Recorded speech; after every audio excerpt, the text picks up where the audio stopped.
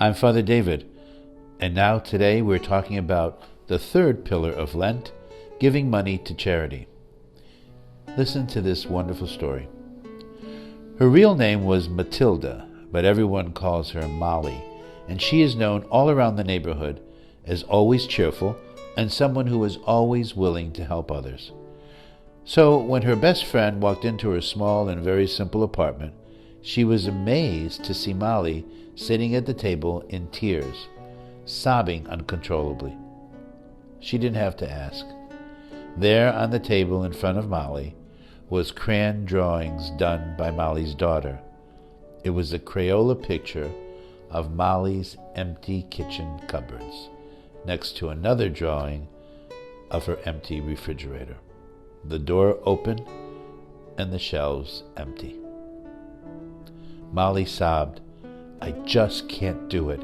I have 2 jobs during the week and a third on the weekend. I just can't afford to pay the rent, buy food, and pay for their medicine. I just can't do it." Molly's friend hugged her and told her how she can get food through the Franciscan friars. And so Molly received food within 2 days. She received food because of people like you who gave to the Franciscans so that we can help those in desperate need. All the Mollys of our country who can't afford to feed their families. The third pillar of Lent is about giving money to charity. It's about putting our love into action. It's about our money being put to work to help others. The third pillar of Lent is strongly connected to the other 2 pillars. It's like a 3-legged stool. The stool is useless without each of the legs to hold it up and make it sturdy. We can pray and we can fast all we want, but if we don't help God's poor, then our fasting and our prayers are empty and dead and silent. My dear friends, there is so much we can do and so much we need to do. We cannot let hunger, starvation, and homelessness continue without doing something to help these children, women, and men who are suffering every day. Please help us help them with the basics of life, the simple things we enjoy every day, often without thinking of them.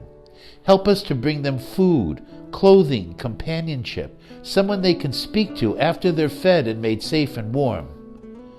God's poor need food. God's poor need clothing. And they need help with things like formula and diapers. We cannot only focus on the first pillar of prayer, we can't only focus on the second pillar of fasting, without always keeping in mind the third pillar of giving money to the poor. Please, help us help all those thousands who come to us each day, and help us to help them in your name and with your blessing. May God bless you as you have blessed us.